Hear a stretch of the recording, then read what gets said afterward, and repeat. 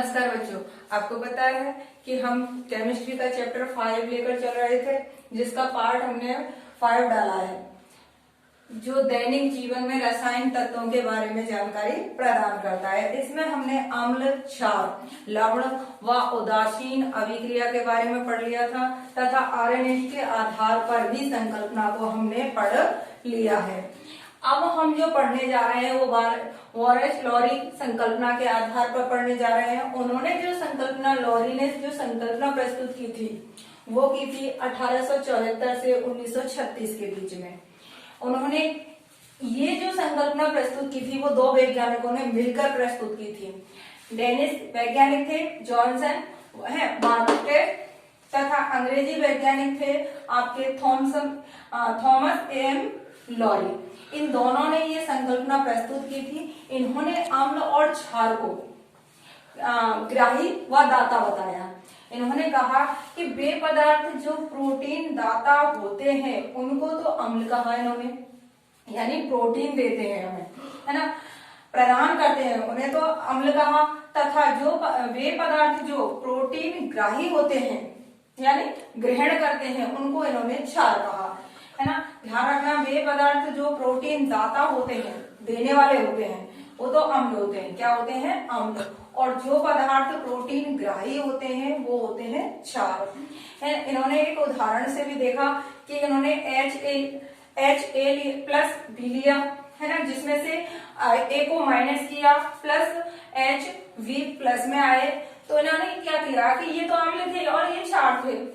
इन्होंने इसके साथ में क्या किया? संयुग्मी क्षार तथा संयुग्मी अम्ल को बताया कि इनके साथ में जो है वो जो धन आयन ऋण आयन है वो संयुग्मी क्षार और संयुग्मी अम्ल को बताया है। एक रासायनिक अभिक्रिया कर लेते हैं बेटा, हम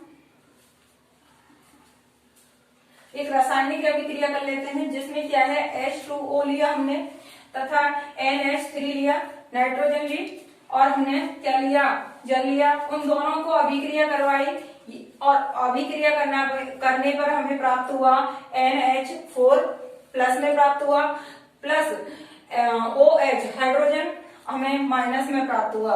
तो ये जो थे वो तो प्रोटीन ग्राही थे और ये जो थे वो प्रोटीन दाता थे, है ना। इस तरीके से एक अभिक्रिया प्राप्त की। जब हमें संयुग्मी अम्ल व क्षार के रूप में कैसे लिखते हैं तो वो भी हमें यहाँ बताया गया।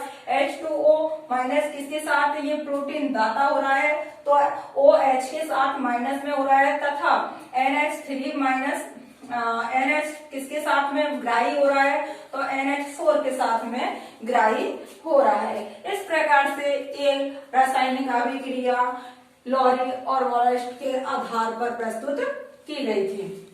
दूसरा एक एग्जाम्पल और लिया जिसमें H2O प्लस HCl को लिया और एक अभिक्रिया करवा दी H3O प्लस में प्लस HCl है।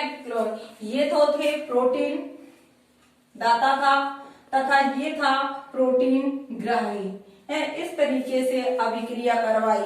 अगर बात करें संयुग्मी क्षार और अम्ल के साथ में तो बेटा ये जो आ जाएगा आपका आ जाएगा H2H3O प्लस में, है ना।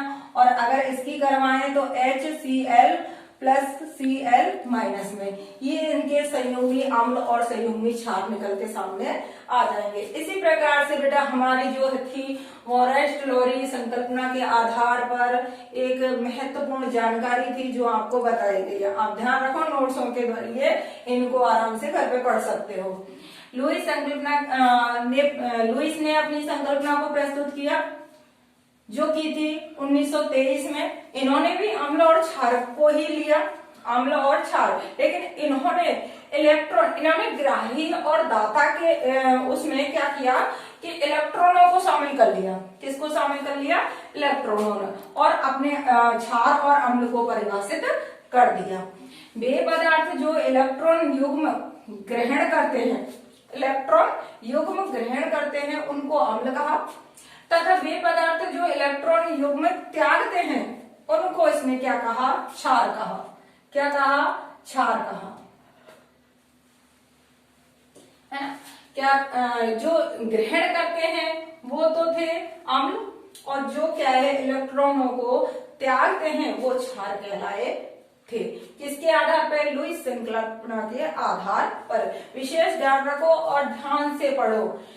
अतः क्या कहा इन्होंने? इलेक्ट्रॉन कमी वाले यौगिक जिनका अष्टक अपूर्ण है, अष्टक ही नहीं है, जिनका पूर्ण है अपूर्ण है ना, इलेक्ट्रॉन त्याग कर धनायन बनाते हैं। इलेक्ट्रॉन जब वो त्याग देते हैं तो वो क्या बनाते हैं? धन आयन बनाते हैं, है ना। वे लुईस अम्ल कहलाते हैं। ऐसे ही इलेक्ट्रॉन त्यागते हैं तो लुईस अम्ल कहलाते हैं। जैसे उदाहरण में हम देख सकते हैं, बोरॉन का ले लिया है BF3 है, मैग्नीशियम का ले लिया है Mg+2 में, है ना। यहाँ पे आपका कैसे H2O ले लिया है, आपका यहाँ पे NH3 ले लिया है, हाइड्रोजन ले लिया है OH- में। इस तरीके के कुछ उदाहरण लुईस संकल्पना के आधार पर प्रस्तुत किए गए। बेटा यहाँ तक आपको ध्यान से नोट्स बनाते हुए आगे चलना है, क्योंकि आपको पता है ये सारा सिलेबस संशोधित पाठ्यक्रम के आधार पर कराया जा रहा है। इतना ही पूछा जाएगा, इतना ही आपको बताया जा रहा है, इससे ज्यादा नहीं पूछा जाएगा। धन्यवाद। कल की वीडियो में मिलते हैं।